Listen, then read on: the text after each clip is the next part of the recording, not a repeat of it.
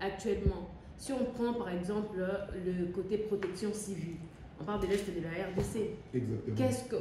Comment vous évaluez d'abord le droit humain, si on prend dans les cas des protections des civils à l'Est, et qu'est-ce que vous faites concrètement pour protéger les civils à l'Est de la RDC actuellement? Alors, très bonne question. Ça, c'est la question en tant que membre du ministère. Exactement, je saurais répondre. Merci beaucoup pour la question, parce que quand j'ai lu le message, je me disais que c'était ça même le sujet. Et quels sont les mécanismes qui doivent être mis en place ou qui sont mis en place pour promouvoir et garantir le droit des civils. Alors, ce qu'on doit comprendre, c'est qu'en temps de paix, le droit humain est reconnu en temps de paix et en temps de guerre. Alors, en temps de paix, le droit humain peut être garanti, ou le respect du droit international humanitaire qui est actuellement violé par l'exécutif du M23 avec leur chef, l'armée rwandaise.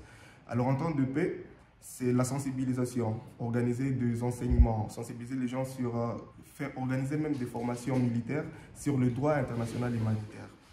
Alors, en temps des hostilités, dans le contexte dans lequel nous vivons actuellement à l'Est, il y a plusieurs mécanismes qui doivent être ou qui sont régis de cela. Alors, ce qu'il faut d'abord comprendre, c'est que le droit international humanitaire et les droits humains ont des piliers en temps de guerre en tout cas. Par exemple, le droit humain, le droit de l'homme, il y a la Déclaration universelle des droits de l'homme qui doit être respectée en temps de paix, en temps de guerre également.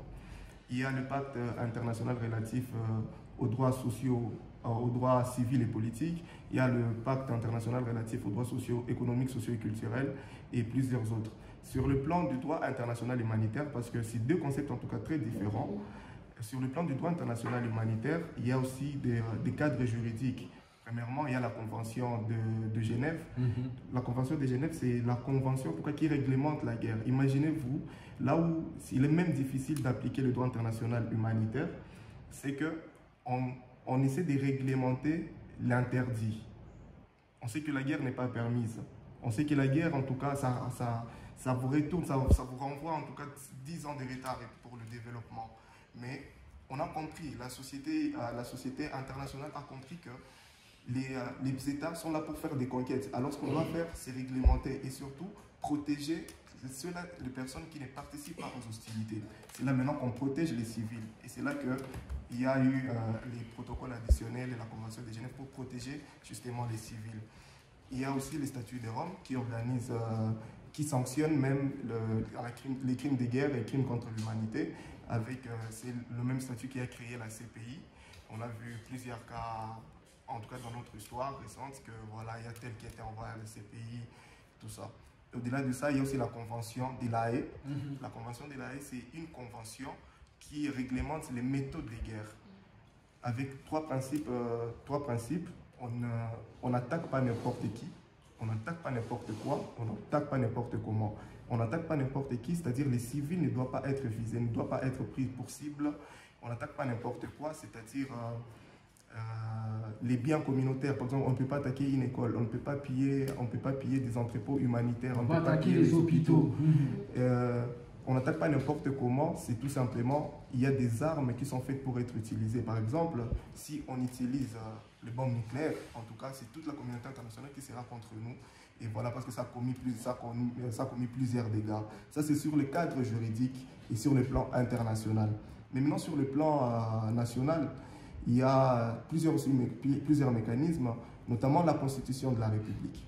La Constitution de la République, c'est la loi suprême du pays. Ça régit en tout cas, ça oblige même le respect. Le respect des droits humains, le respect du droit international humanitaire, en tout cas dans son essence. Il y a également les cours et tribunaux qui sont là pour, par exemple, quand on parle des rebelles, la rébellion c'est une infraction. Alors c'est aux juges, aux cours et tribunaux pour réglementer tout cela. Et au-delà de ça, il y a également les organisations, où je peux citer tout simplement la Commission nationale des droits de l'homme, qui essaye d'organiser des plaidoyers et de rappeler l'État tout le temps que voilà, il y a des violations des droits humains qui sont commises et que vous devez faire respecter. Alors en dehors de tout cela, il y a maintenant des réalisations qui ont été faites dans le monde. En tout cas, je suis sur l'aspect général du concept. Alors il y a l'histoire récente, en tout cas, nous rappelle que, par exemple, avec la guerre de l'ex-Yougoslavie et au Rwanda, il y a le tribunal pénal international qui a été créé pour évaluer toutes les violations des droits humains et des droits internationaux humanitaires qui ont été commises pendant le génocide au Rwanda et pendant la guerre en ex-Yougoslavie. Actuellement même, nous avons entendu, quand le procureur de la CPI était venu, il a souligné que l'idéal serait de créer un tribunal pénal international pour le Congo et pour évaluer, pour réprimander toutes ces personnes qui seraient responsables des violations des droits humains.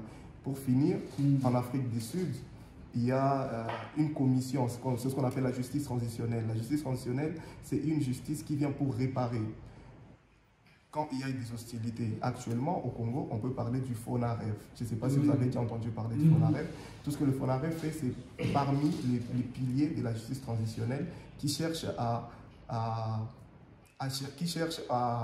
ramener, en tout cas, à réconcilier les gens et à soutenir les victimes pendant les temps de paix. Mais également, comme je le disais maintenant, en Afrique du Sud, il y a une commission qui avait été créée après l'apartheid pour essayer de réconcilier, pour essayer de dialoguer et d'unir la société, le pays Afrique du Sud contre tous ces massacres qui ont été commis à l'époque.